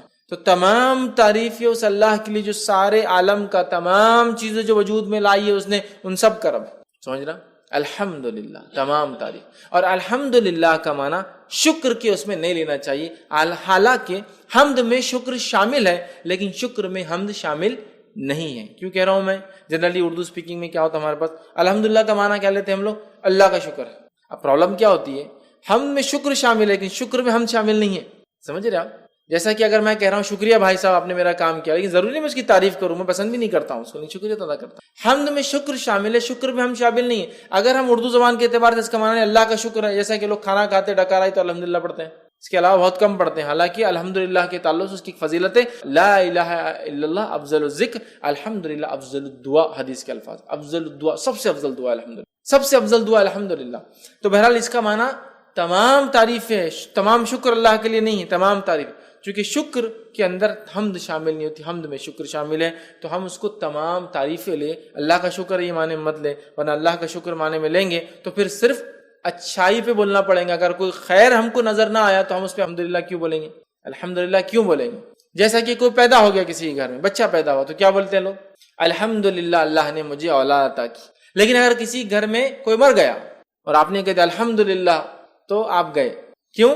کہ معنی کیا اس میں لیا جا رہا ہے؟ تمام شکر ہے نا، شکر. تو ارے یار یہ موت پہ تم بول رہے، جب کہ الحمدللہ تمام تعریف ہے. تو کوئی پیدا ہو بھی تو تعریف اللہ کی، کوئی بیمار ہو بھی تو تعریف اللہ کی، کوئی مر جائے بھی تو تعریف اللہ کی، دنیا میں خیر بھی آئے تعریف اللہ کی، شر بھی ہمارے اوپر آئے جو کہ آزمائش ہے تعریف اللہ کی، تعریف اللہ کی یاد رکھیں چاہے حالات سے ہم جو بھی گزرے ہو. تو الحمدللہ رب العالمین، تمام تعریف ہے اللہ کے لیے جو سارے عالم کا، عالم سے مراد ہر وہ چیز جو ایگزسٹنس میں، ہر وہ چیز جو وجود میں، انسانوں کا عالم، جنوں کا عالم، فرشتوں کا عالم، کیڑے مکوڑوں کا عالم، مچھلیوں کا عالم، جانوروں کا عالم، چرند پرند کا عالم، تمام چیزیں جو کچھ ہے، کائناتوں کا عالم یاد رکھیں، لا تعداد کائنات ہے جو اللہ نے، تمام عالموں کو آپ دیکھیں تو آپ تعجب کریں گے. تمام تعریف ہے اس اللہ کے لیے، سارے عالم کا رب ہے، ان سب کو بنانے والا ہے. اس لیے کہ اگر اس عالم پہ کوئی غور کرے نا تو بنانے والے کی ذات پر خود ایمان لاتا ہے، جتنی چیزیں اس نے بنائی. اور رب کہتے عربی زبان میں، رب کہتے اس ذات کو کہ جب جتنا ضرورت ہو اتنا دینے والا، اس کو کہتے رب. جب جتنا ضرورت ہو اتنا دینے والا، اس کو کہتے رب. بچہ ماں کی پیٹ میں ہے، جب جتنی ضرورت ہے اس کو وہاں دینے والا. ماں کی پیٹ سے نکل کے دنیا میں آ گیا، جب جتنی ضرورت ہے اس کو وہ چیز دینے والا. جو اس کی چیزیں ضرورت کی وہ چیزیں اس فراہم کر دے رہا ہے. سمجھ رہا؟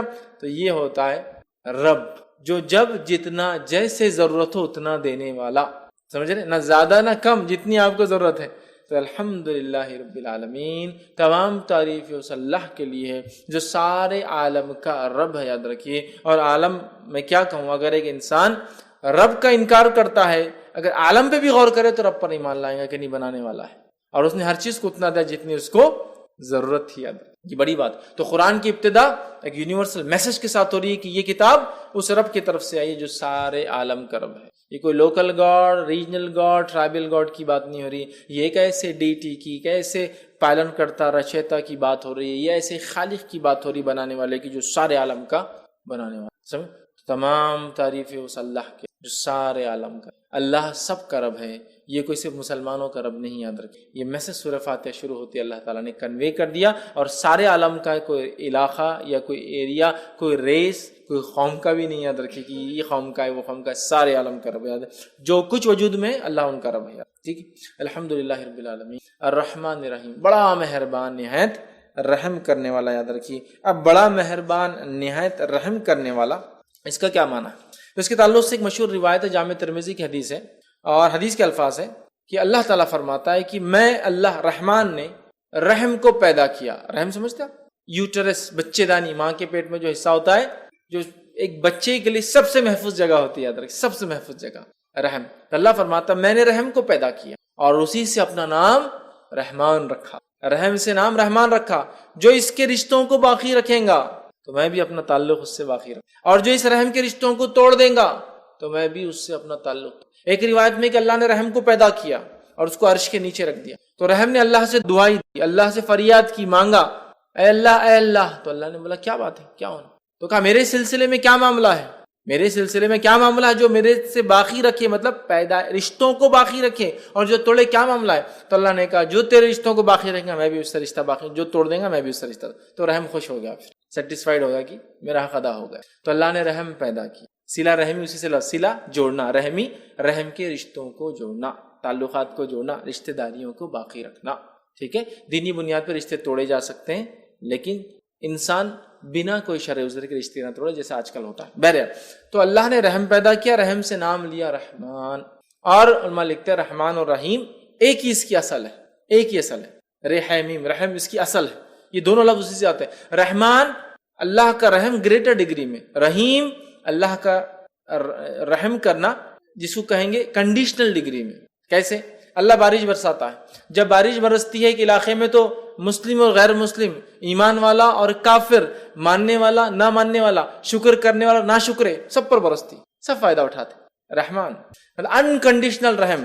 اور رحیم کنڈیشنل رحم. اللہ تعالیٰ روز قیامت صرف مومنوں پہ رحم کریں گا، کافروں پہ نہیں کریں گا. سمجھ رہا؟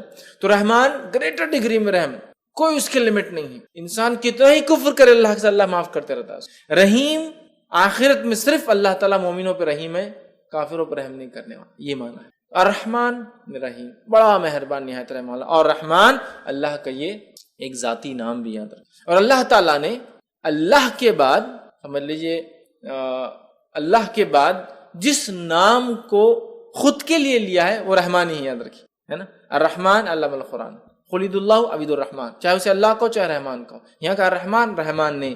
تو اللہ کے علاوہ کوئی نام اگر اللہ نے اپنے لیے استعمال کیا قرآن میں تو رحمان ہے، تو بڑا اہم نام ہے. جس کو کہیں گے اگر اللہ کے نام یہ نگینے ہیں ایک تاج کے، تو اللہ سب سے بڑا ہے، تو رحمان اس کے بعد والا ہے. سمجھ رہا؟ تو رحمان اس کے ذاتی نام بھی ہے، رحیم صفتی نام بھی ہے. رحمان بہت رحم کرنے والا اور بڑا مہربان، سب کے لیے نہایت رحم کرنے والا مومنوں آخرت میں. تو اسی لیے کچھ علماء لکھتے ہیں رحمان دنیا کے اعتبار سے، رحیم آخرت کے اعتبار سے مومنوں کے لیے صرف. اللہ تعالیٰ کافر اور مشرک پہ رحم نہیں کرنے والا، اللہ تعالیٰ منافقوں پر، فاسق اور فاجروں پر رحم نہیں کرنے والا. یہ الگ بات ہے کہ جو کافر کفر اور شرک پہ مرے وہ تو ہمیشہ جہنم میں جلیں، کوئی رحم نہیں ہوگا. باقی لوگ جو فاسق فاجر تھے اپنے گناہوں کی سزا بھگت کر آ جائیں گے، تو رحم صرف ان پر جو ایمان کے تقاضوں کو پورا کر کے گیا. سمجھ رہے ہیں؟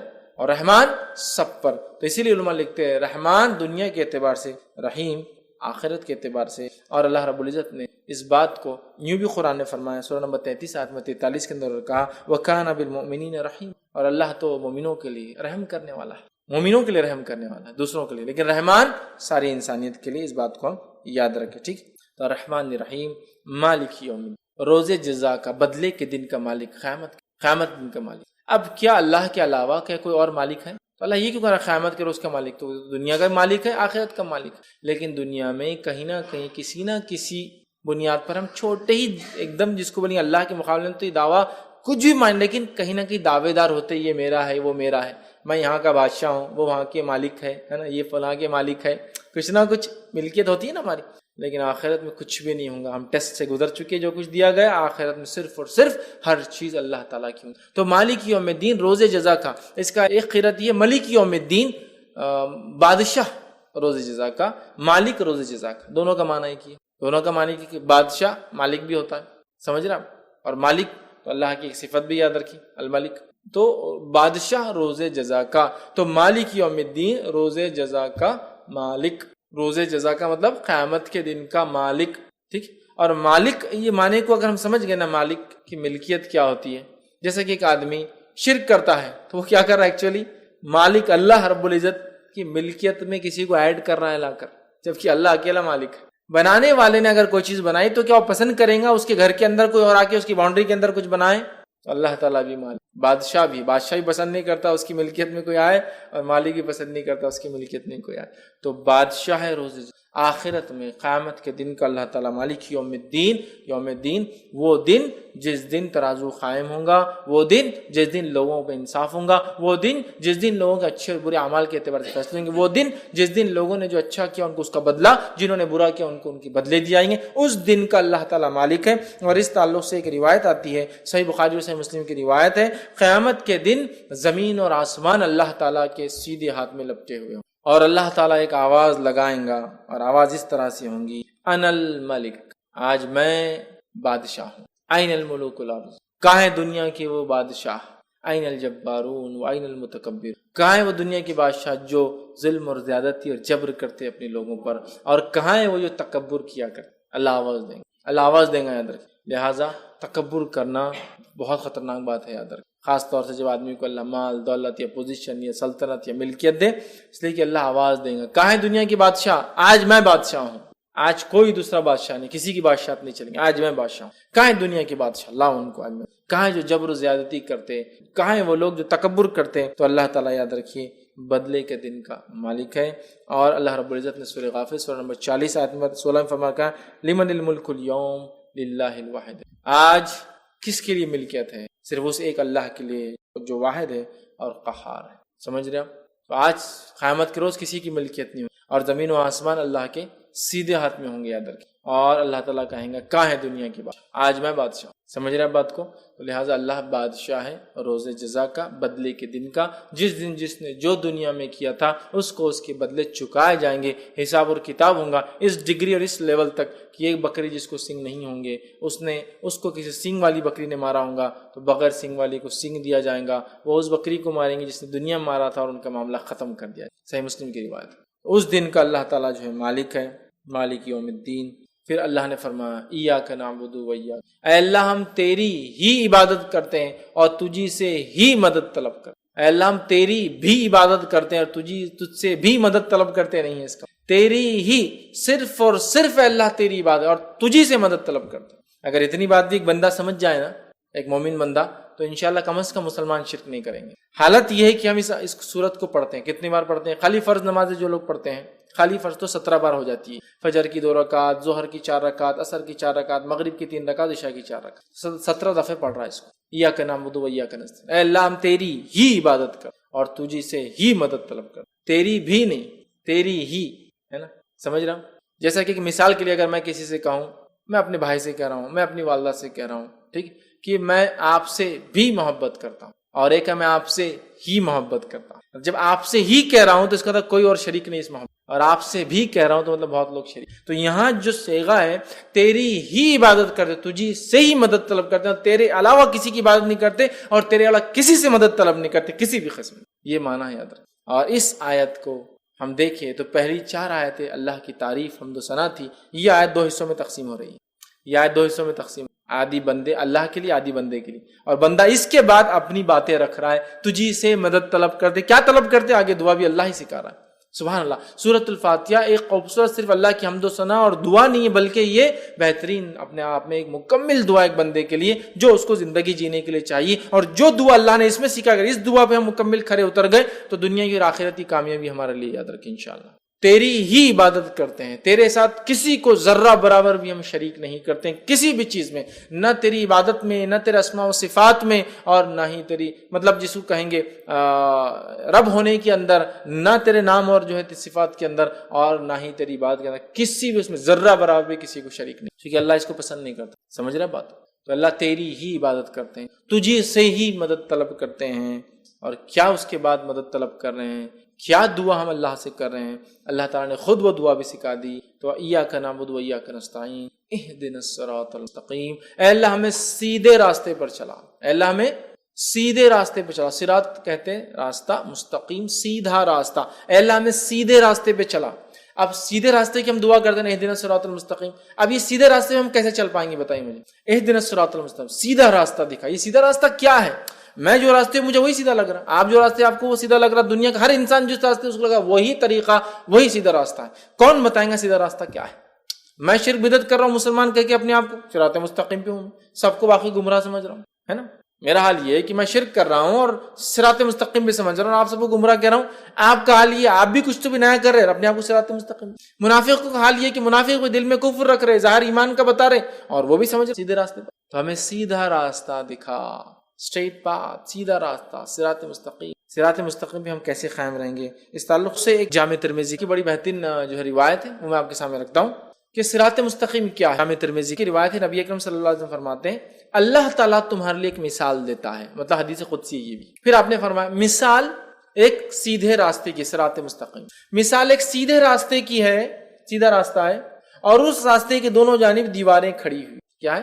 والز، دیواریں، ان دیواروں کے اندر دروازے ہیں، ان دروازوں پر پردے لگے ہوئے، دیواروں میں دروازے ہیں، دروازوں پر پردے لگے ہوئے، اور ایک انسان، ایک آواز دینے والا سامنے، جو راستے کے سامنے ایک دروازہ ہے، مطلب راستہ جہاں جا رہا وہاں ایک دروازہ ہے، اس کے سامنے راستے پہ نیچے کھڑے ایک آواز دیتا ہے، لوگو میری طرف آؤ، اے لوگو میری طرف آؤ، اور دوسرا ایک کھڑا ہوا ہے جو آواز دینے والا، وہ اوپر کھڑا ہے، مطلب دروازے کے اندر ایک کھڑا ہے اور ایک اوپر کھڑا ہے۔ جب کوئی انسان اس سیدھے راستے پہ چلتے چلتے وہ پردہ ہٹانے کی کوشش کرتا ہے، وہ جو دروازوں پہ پردے ہیں نا، ہٹانے کی کوشش کرتا ہے، تو اوپر والا آواز دیتا ہے اے بندے اس طرف مت جانا ورنہ تو اس سے گزر جائیں گا، اے شخص تجھ پہ ہلاکت ہو، اس پردے کو مت ہٹانا ورنہ تو اس سے گزر جائیں گا۔ پھر آپ نے فرمایا یہ سیدھا راستہ صراط مستقیم ہے، یہ اسٹریٹ جو راستے کی بات صراط مستقیم، اس کے دونوں جانب جو دو دیواریں اللہ کی حدود ہے، لمیٹیشنز ہے، اس کے باہر بھی نہیں، اس کے باہر بھی نہیں، اس کے بیچ میں چلنا ہے، ود ان دس باؤنڈریز، یہ لمیٹیشنز ہے۔ اس میں جو دروازے بنے ہوئے تھے یہ اللہ کی حرام کردہ چیزیں ہے، اس پہ جو پردے لگے تھے تم کو بتا دیا گیا کہ یہ حرام ہے، بتا دیا گیا حرام ہے، جانا نہیں۔ بیچ میں جو آواز دینے والا کہتا ہے لوگو میری طرف آؤ، میری طرف آؤ، تم صراط مستقیم پہ رہو گے، وہ قرآن ہے۔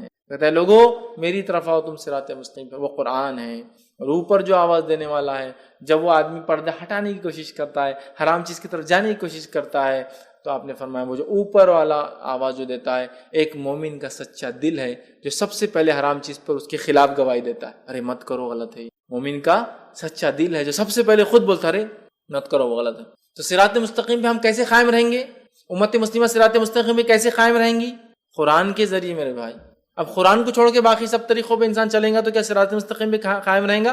نہیں، اس لیے کہ صراط مستقیم ایک سیدھا راستہ ہے، لیکن اس راستے میں بہت سارے شارٹ کٹس بھی کھلتے ہیں، لیکن سارے شارٹ کٹ جہنم میں جاتے ہیں۔ ابن ماجہ کی روایت ہے، نبی اکرم صلی اللہ علیہ وسلم ایک صحابی کا انتقال ہوا، تشریف فرماتے خبر کھودی جا رہی تھی، آپ نے ایک ٹہنی جھاڑ کے ہاتھ میں لی اور وہ مٹی میں خبر کی ایک سیدھی لکیر ماری اور اس پہ دائیں بائیں جانب اور لکیریں ماری اور کہا یہ بیچ کا راستہ صراط مستقیم ہے، یہ میرا راستہ، یہ بیچ کا راستہ صراط مستقیم ہے، یہ میرا راستہ ہے۔ اور اس میں جو دائیں اور بائیں جانب لکیریں جا رہی ہے یہ صراط مستقیم پر شیطان بیٹھے ہوئے ہیں جو لوگوں کو گمراہی کی طرف۔ تو صراط مستقیم پر شیطان بیٹھا ہوا ہوتا ہے۔ بہت سارے لوگ بولتے ہیں مسلمان اگر ایک ہے، قرآن ایک ہے، کتاب ایک ہے، کلمہ ایک ہے، نبی ایک ہے، سب چیز ایک ہے، تو پھر ان میں اختلاف کیوں؟ ان میں اختلاف کیوں؟ تو یاد رکھیے شیطان ان کے ہی پیچھے ہے جو صراط مستقیم پر ہے نا، شیطان انہی کے پیچھے جو صراط مستقیم ہے، انہی کو تو بہکائیں گا اور بھٹکائیں گا، باقی لوگوں کو تو پہلے گمراہ کر چکا اور اطمینان کے ساتھ آرام کر رہا ہے۔ سمجھ رہے بات؟ تو اختلاف تو ہم میں ہی ہوں گا نا، کیوں؟ اس لیے کہ ہم صراط مستقیم پہ اور شیطان ہی نہیں چاہتا ہے، سمجھا؟ تو سیدھی جو صراط مستقیم ہے نا، اسٹریٹ پاتھ، یہ راستہ ایسا نہیں ہے کہ بالکل آپ اس پہ ایک بار آ گئے تو زندگی بھر اہدنا الصراط المستقیم، اے اللہ ہم سیدھی راستے چلا۔ تو کوئی ایک آدمی جب اسلام قبول کر لیا اپنے آپ سے سوال کر سکتا کیا میں سیدھے راستے پہ نہیں ہوں؟ پھر کیوں مجھے دعا کرنے لگایا جا رہا ہے روز اہدنا الصراط المستقیم، اہدنا الصراط المستقیم، اہدنا الصراط المستقیم؟ کیوں دعا کرنے لگایا جا رہا ہے؟ اس لیے کہ صراط مستقیم پہ آنے کے بعد ہی بھٹکنا سب سے اصل کام ہے شیطان کا، صراط مستقیم پر آنے والوں کو ہی بھٹکانا، باقی کو تو لگا چکا، باقی کو جہنم کے راستے لگا چکا، منافق جہنم کے راستے لگ چکے، کافر جہنم کے راستے لگ چکے، مشرک جہنم کے راستے لگ چکے، ایمان کی طرف آئیں گے تبھی پیچھے پکڑیں گا وہ کہ اب اس کو میں بھٹکاؤں، سمجھ رہے؟ اسی لیے ہم کو ایمان والا ہونے کے ناطے تکبر نہیں کرنا ہے کہ جنت میں جائیں گے، اس لیے کہ ہمیں صراط مستقیم پر مرنے تک دعا کرنا ہے، اللہ ہمیں صراط مستقیم پر قائم رکھ۔ ایمان لانے کے بعد ایک آدمی سوچ سکتا نا کیوں دعا کرنے لگا جا رہی سیدھے راستے پہ چلا؟ اس لیے کہ اب خطرہ زیادہ ہے ہمارا جس کو کہیں گے جہنم میں جانے کا، اس لیے کہ اب شیطان ہمارے پیچھے ایڑی چوٹی کا زور لگا دے گا کہ ہمیں لے جائے، سمجھا؟ اور جہاں وہ شرک نہیں کرا سکیں گا تو چھوٹے چھوٹے گناہ کرا کے خوش رہیں گا۔ نبی اکرم صلی اللہ علیہ وسلم فرمایا کہ اب اس علاقے میں، عرب کے علاقے میں شیطان مایوس ہو چکا ہے کہ اس کی کبھی عبادت ہوگی، اب مایوس ہو گیا، اب نہیں ہوتی، لیکن وہ تم سے چھوٹے چھوٹے گناہ کروائیں گا جن کو تم معمولی سمجھ کے کرو گے اور وہ اس میں خوش ہو جائے، سیٹسفائیڈ ہو جائے۔ تو جہاں اب شرک نہیں ہو سکتا وہاں صغائر کر کے سیٹسفائیڈ ہے وہ، جہاں وہ شرک کروا سکتا تو پہلے ہی اٹیک کرتا۔ اس لیے ہم کو ہر روز سکھایا جا رہا ہے اہدنا، اے اللہ ہمیں سیدھے راستے پہ چلا، سیدھے راستے۔ کیوں؟ کہ صراط مستقیم سے بھٹکانے کے لیے شیاطین بیٹھے۔ اہدنا الصراط، اے اللہ ہم سیدھے راستے چلا، صراط الذین انعمت علیہم، اس راستے پر چلا جن پر تیرا انعام ہوا، یاد رکھی، جن پہ تیرا انعام ہوا، تیری نعمتیں تو نے برسائی، جو تیرے پسندیدہ بندے تھے، انعام ان پہ ہوں گے نا اللہ کے جو پسندیدہ بندے تھے۔ تو اہدنا الصراط، سیدھے راستے پہ چلا۔ اور کس کے راستے پہ چلا؟ مطلب اس سے پہلے کون تھے جو سیدھے راستے پہ چلے؟ وہ انعام والے لوگ۔ اہدنا الصراط المستقیم، سیدھے راستے پہ چلا، ان کے راستے پہ چلا جن پہ تیرا انعام ان پہ ہوا جو سیدھے راستے پہ چلے تھے۔ وہ کون تھے؟ من النبیین، وہ انبیاء تھے، والصدیقین، اور سچے لوگ تھے، والشہداء، اور شہید تھے، والصالحین، اور نیکوکار تھے، وحسن اولئک رفیقا، جو قرآن کی ایک آیت کا ہی حصہ یاد رکھنا نا، ایک لمبا واقعہ ہے اس کے پیچھے بہرحال، لیکن انعام والے لوگ کون ہیں یہ آیت کے اندر بتا دیا گیا، وَمَن يُطِعِ اللَّهَ وَرَسُولَهُ فَأُولَٰئِكَ مَعَ الَّذِينَ أَنْعَمَ اللَّهُ مِنَ النَّبِيِّينَ وَالصِّدِّيقِينَ وَالشُّهَدَاءِ وَالصَّالِحِينَ وَحَسُنَ أُولَٰئِكَ رفیقا، کہ جو اللہ اس کے رسول کی اطاعت کریں گا تو وہ ہوں گا روز قیامت ان کے ساتھ، من النبیین، انبیاءوں کے ساتھ، والصدیقین، سچوں کے ساتھ، والشہداء، شہیدوں کے ساتھ، والصالحین، اور نیکوکاروں کے ساتھ، وحسن اولئک رفیقا، اور کیا ہی بہترین ساتھی۔ سمجھے آپ؟ انعام کس پر ہو؟ 4 لوگوں پر، انبیاؤں کے طریقے پہ ہم کو چلنا ہے، اور بالخصوص نبی اکرم صلی اللہ علیہ وسلم کے طریقے، چونکہ آخری نبی جو ہمیں دیے گئے، والصدیقین، اور سچوں کے طریقے پہ، جس طرح سے ابوبکر الصدیق سچے انسان تھے، سارے دنیا نے جھٹلایا، آپ نے اقرار کیا، سارے لوگ عرب کے ہنس رہے تھے کہ محمد کہہ رہے ہیں، جو مشہور واقعہ ہے کہ آپ کو لقب صدیق کیوں ملا، وہ یہ تھا کہ سارے لوگ ہنس رہے تھے کہ محمد صلی اللہ علیہ وسلم رات کے حصے میں کل گئے اور جا کر مسجد اقصیٰ سے پھر آسمانوں کا سفر کر کے آئے. دیکھو محمد نعوذ باللہ محمد صلی اللہ علیہ وسلم تمہارا ساتھی کسی نے ابوبکر صدیق سے کہا, تمہارا ساتھی جو ہے نعوذ باللہ پاگل ہو چکا ہے کہ وہ یہ کہہ رہا ہے کہ رات کے حصے میں مسجد اقصیٰ جو کہ 1 مہینے کا سفر, اس کے بعد آسمانوں کا سفر کر کے آیا ہے. ابوبکر صدیق رضی اللہ عنہ نے کہا کیا محمد صلی اللہ علیہ وسلم یہ بات کہہ رہے؟ تو کہا پھر میں اس کو مانتا ہوں, وہ جا کر آئے. صدیق سچا مطلب تصدیق کرنے والا, سچ کو ماننے والا. صدیقین جیسا ابوبکر صدیق اور دیگر سچے لوگ تھے. وہ شہداء اور شہید, جس طرح سے عمر ابن خطاب رضی اللہ عنہ, جس طرح سے عثمان ابن عفان رضی اللہ عنہ, جس طرح سے علی بن ابی طالب رضی اللہ عنہ, جس طرح سے حمزہ بن عبد المطلب رضی اللہ عنہ, اور جس طرح سے ایک لمبی فہرست ہے شہداء کی. اور وہ صالحین اور جو نیک لوگ ہیں, اللہ کے نیک بندے ہیں, یہ وہ 4 لوگ ہیں کیٹیگریز جن پہ اللہ کا انعام ہوا. یہ سب ایمان کے بعد والی چیز ہے. ایمان لائے, وہ سارے تقاضوں کو پورا کرنے والے, لیکن ایمان کی بلندیوں کو چھونے والے, جس میں انبیاء جن کے درجے تک ساری انسانیت بھی مل جائے تو ایک نبی کے ایمان کے برابر یہ درجے تک نہیں پہنچ سکتی, وہ تھے. اور اس کے بعد ان کے راستے پہ ہمیں چلنا ہے, بالخصوص نبی اکرم صلی اللہ علیہ وسلم کے طریقے پر. اور پھر وہ صدیقین, وہ سچے لوگ ہیں جو تصدیق کرتے تھے حق کی ہر دور اور زمانے میں. آج بھی اس زمانے سے ہم گزر رہے ہیں جس زمانے میں اسلام کا انکار کرنا, حق کا انکار کرنا معمولی بات سمجھی جا رہی ہے ادھر کی. اس دور میں تصدیق کرنا کہ میں ایمان لاتا ہوں اس چیز پر, من ہوں ان جیسا کہا گیا, یہ ایک سچے انسان کی, مومن کی آج پہچان ہے. وہ شہداء, وقت پڑنے پر اپنا جان مال تو انسان لگاتا ہے, جان بھی اللہ کے راہ میں لگا دے. وہ صالحین اور نیکیوں پہ اڑا رہے, اس لیے کہ آج نیکی کرنا بہت مشکل. وحسن اولئک رفیقا, اور اللہ نے کہا کیا ہی بہترین ساتھی ہے. جو اللہ رسول کی اطاعت کریں گا تو ہوں گا 4 لوگوں کے ساتھ, اور یہ بہترین ساتھی ہے. تو یہ انعام والے لوگ ہیں. تو اللہ چلا ہمیں سیدھے راستے پر. کن کے راستے پر؟ جو اس راستے پہ چل چکے ہیں پہلے. وہ کون ہے؟ وہ 4 لوگ جن پہ تیرا انعام ہوا. وہ 4 لوگ یہ ہے, ٹھیک ہے. صراط الذین انعمت علیہم غیر المغضوب, اور مت چلا ان راستے پر, ان لوگوں کے راستے پر جن پر تیرا غضب ہوا. اس سے مراد یہود, اس سے مراد یہود, اس لیے کہ وہ ایمان والے تھے ہم سے پہلے, لیکن ایمان والے ہونے کے باوجود انہوں نے کفر کو اور شرک کو پسند, انبیاء کی نافرمانی کو پسند, اللہ کے جس کو شعار علامت انبیاء کو قتل کرنا پسند کیا, جو رب چاہتا تھا اس کی خلاف ورزی کرنے کو پسند کیا. ہفتے کو مت شکار کرو, کرنا ہے پسند, سمجھ رہے آپ, نافرمانیوں کو پسند کیا, اطاعت کو چھوڑ دیا. یہود, ان پر اللہ کا غضب ہوا, اور یہود کی خصوصیت رہی جو ان سے کہا گیا وہ پیچھے رہے اس کے, اور اللہ رب العزت ان سے وعدہ کر چکا قیامت تک یہودیوں کو اللہ تعالیٰ آزماتا رہے. زبردست عذاب, ہر صدی میں ان پہ عذاب آتا ہے المالک, ہر دور میں ان پر ایک صدی میں عذاب آتا ہے, زبردست اللہ عذاب لاتا, چونکہ ان کی سرکشیاں اتنی زیادہ ہیں. تو کہا غیر المغضوب, چلا انعام والی راہ پر, مت چلا ان لوگوں کے طریقے پر جن پر تیرا غضب ہوا. یہاں مراد یہود ہے. ولا الضالین, اور ان کے طریقے پہ مت چلا جو تیرے راہ سے بھٹک گئے. یہاں مراد نصارہ, اس لیے کہ ایک یہودیوں کو دیے گئے انبیاء انہوں نے قتل کیا انبیاءوں کو بے حرمتی, اور ایک دیے گئے نبی نصارہ کو انہوں نے خدا بنا دیا. مطلب دونوں ہی الگ الگ ڈائریکشن میں بھاگے, ایک حد سے پیچھے رہ گیا تو ایک حد سے آگے بھاگ گیا. جو ان کی رائٹس تھے, جو ان کا حق تھا, وہ چھوڑ کر ایک نے اتنا دیا کہ بولے یہ تو اللہ ہی ہے نبی کو, اور ایک نے کیا کیا, نبیوں کو قتل کیا جا رہا ہے دھڑلے سے. یہ نبی نے برابر فتویٰ نہیں قتل کر دو, ایک بات اپنے دل سے خلاف کی, قتل کرا دو, مار دو. سمجھ رہا بات؟ تو بہرحال یہود نے انبیاء کو قتل کیا, معمولی سمجھا, اور نصارہ نے جو نبی ان کو دیے گئے عیسیٰ علیہ السلام خدا بنا دیا لے جا کر. گاڈ یا ون ود گاڈ, جو بھی بولیے, خدا یا خدا کے ساتھ ایک بنا دیا. ہم نے دونوں سے پناہ مانگی کہ مغضوب والے راستے بھی نہیں چلنا ہے اور ضالین والے. تو ہم کو ایک طرح سے اللہ رب العزت نے ایک گائیڈ لائنز دے دیا, سب سے منیمم دعا بتا دی کیا ہے کہ ہمیں کیا کرنا ہے, سیدھے راستے پر چلنا ہے, انعام والوں کے طریقے پہ چلنا ہے, اور 2 لوگوں کے طریقے سے بچنا ہے. اگر اتنا ہم سمجھ لیں, اس لیے میں نے کہا دنیا اور آخرت کی کامیابی اس دعا کے اندر شامل ہے کہ ہم نے سمجھ لیا کہ ہمیں کیا کرنا ہے, سیدھے راستے پہ چلنا ہے. قرآن جو بتاتا ہے ہمیں ان لوگوں کے راستے پہ چلنا جن پر انعام ہو, انبیاء کے طریقے, بالخصوص محمد صلی اللہ علیہ وسلم کے طریقے پہ, اور اس کا صدیقین, شہداء, صالحین کے طریقے پہ چلنا ہے. یہ کر لیے تو دنیا کی کامیابی, آخرت کی کامیابی ہو گئی.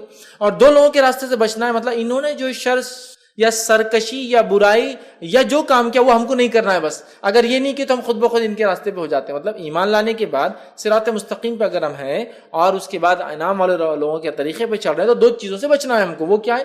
جس طرح سے یہود نے کام کیا جن پہ اللہ کا غضب ہوا, اور ضالین نے کیا. اگر یہ کر لیتے ہیں انشاءاللہ عزیز, تو ہم ان دونوں سے بچ گئے, اور یہ لوگوں کے طریقے پہ چل گئے تو دنیا بھی کامیاب, آخرت بھی. ابھی انعام والوں کی راہ کیا ہے اور کیسی ہے, یہ صراط مستقیم کیا ہے, قرآن اب شروع ہو رہا ہے اس کے بعد, ہے نا, سورہ فاتحہ کے بعد الف لام میم ذالک الکتاب شروع ہو رہا ہے. شروع ہو رہا ہے کہ یہ ہے وہ صراط مستقیم جو اس حدیث کے اندر جامع ترمذی کے آگے قرآن جو بلاتا ہے لوگوں میری طرف آؤ، صراط مستقیم، یہ صراط مستقیم پہ قائم رہنے کا ایک ہی ذریعہ قرآن، دوسرا کوئی ذریعہ نہیں، کوئی ذریعہ نہیں، کوئی کتاب نہیں، کوئی چیز، قرآن اے لوگوں میری طرف آؤ، اے لوگوں میری طرف آؤ، اور وہ صراط مستقیم ہے، وہی سیدھا راستہ ہے۔ تو ہمیں قرآن کو تھامنا ہے۔ اگر اہدنا الصراط المستقیم ہم دعا کرتے ہیں تو صراط الذین انعمت علیہم، انعام والوں کی راہ، کیا انعام والوں کی راہ، کیا کیا انہوں نے؟ قرآن اٹھا لیجیے، سورہ بقرہ چالو ہو گیا، موسیٰ علیہ السلام کا واقعہ چالو ہو گیا، کیا کیا حرکتیں کی موسیٰ علیہ السلام کے ساتھ لوگوں نے۔ ہمیں وہ حرکتیں اپنے انبیاء، اپنے نبی کے ساتھ، اور خاص طور سے محمد صلی اللہ علیہ وسلم کے ساتھ نہیں کرنا چاہیے، چونکہ ہم آخری امت ہے، لہٰذا اب دوسرے نبی کا تذکرہ اب ہمارے لیے وہ لائق اتباع نہیں ہے۔ محمد صلی اللہ علیہ وسلم طریقے پہ چلنا ہے، ہم نے کوئی بھی کام اس کے خلاف نہیں کرنا جس طرح سے وہ لوگوں نے اپنے انبیاء کو تنگ کیا۔ ہمیں وہ کوئی حرکت، وہ کوئی کام، وہ کوئی خصلت، وہ کوئی کیریکٹر اپنے اندر نہیں پیدا کرنا ہے جو یہود کے اندر تھا، جس کے اللہ کا غضب ہوا ان پر۔ کوئی بھی چیز نہیں کرنا جو انہوں نے کیا، کسی بھی شکل میں انہوں نے کیا، ہمیں نہیں کرنا ہے، سمجھ رہے ہیں؟ ہمیں کچھ نہیں کرنا ہے، ورنہ پھر کیا ہوگا؟ نتیجہ وہی ہوگا۔ ہمیں جو ہے ہر وہ چیز کی خلاف ورزی کرنا ہے جو انہوں نے کیا، اس لیے کہ انہوں نے اپنی کتاب کی ہر وہ چیز کی خلاف ورزی کی جو ان کو کرنے کو کہا گیا تھا۔ معلوم آپ کو، انہیں کہا جا رہا ہفتے ایک دن مت کرو شکار، تو کر رہے ہیں، ہمیں ان کی مخالفت کرنا۔ نبی اکرم صلی اللہ علیہ وسلم ساری زندگی یہودیوں کی مخالفت، حتیٰ کہ جب آپ مدینہ پہنچے، مدینہ پہنچنے کے بعد پوچھا کہ یہودی روزہ رکھتے ہیں 10 محرم کو، کیوں؟ تو کہا عید کا دن ہے، موسیٰ علیہ السلام کو اللہ نے آزادی دی تھی، فرعون کو غرق کیا تھا، بنی اسرائیل کے لیے خوشی کا دن ہے، انڈیپینڈنس ڈے تھا، خوشی کا دن۔ تو نبی اکرم صلی اللہ علیہ وسلم نے کہا موسیٰ علیہ السلام پر ہمارا حق زیادہ ہے ان لوگوں سے، ہم بھی روزہ رکھیں۔ آپ نے اعلان کیا، یہود خوش ہو گئے کہ محمد صلی اللہ علیہ وسلم بھی روزہ رکھ رہے ہیں، مطلب مشرکین مکہ پر اور دیگر لوگوں پر، عربوں پر ایک دھاک جمیں گی کہ محمد وہ کر رہے ہیں جو ہم لوگ کرتے ہیں پہلے سے۔ نبی اکرم صلی اللہ علیہ وسلم نے اعلان کیا اگر اگلے سال زندہ رہا تو میں ایک نہیں 2 روزے رکھوں گا۔ یہود نے کہا یہ آدمی کوئی ایک چیز تو جس نے ہماری مخالفت چھوڑے، کوئی ایک چیز تو، اب روزہ تھا اس میں بھی انہوں نے 2 رکھے۔ تو نبی اکرم صلی اللہ علیہ وسلم نے کوئی چیز میں ان کی جو ہے پیروی نہیں کی، ہر چیز میں مخالفت۔ آپ نے کہا یہود و نصارہ اپنے بالوں کو نہیں رکھتے ہیں، مطلب داڑھیوں کو، سر کے بال جب سفید ہوتے ہیں تو وہ مہندی نہیں لگاتے ہیں، تو مخالفت کرو ان کی، تم مہندی لگاؤ، مطلب دیکھنے دکھانے میں بھی ان کی شواہد اختیار نہیں کریں گے، وہاں بھی مخالفت کریں گے، سمجھ رہے آپ؟ اتنی مخالفت سکھائی۔ نبی اکرم صلی اللہ علیہ وسلم نے ایک بار صحابہ سے کہا تم مجھے عیسیٰ علیہ السلام کی طرح جو ہے مت چڑھا دینا، غلو مت کرنا میری ذات میں اللہ کا بندہ اور اس کا نبی ہوں، بس یہ میری حیثیت ہے، میں اللہ کا بندہ اور نبی ہوں، عیسیٰ علیہ السلام کے جیسا مجھے اوپر مت چڑھا دینا، اتنا اوپر مت لے جانا، مطلب ایسا کچھ مت کرنا میرے ساتھ جو انہوں نے کیا، کہ اتنا عزت، اتنا احترام، اتنا غلو کیا کہ جو ہے حد سے آگے لے کے چلے گا عیسیٰ علیہ السلام۔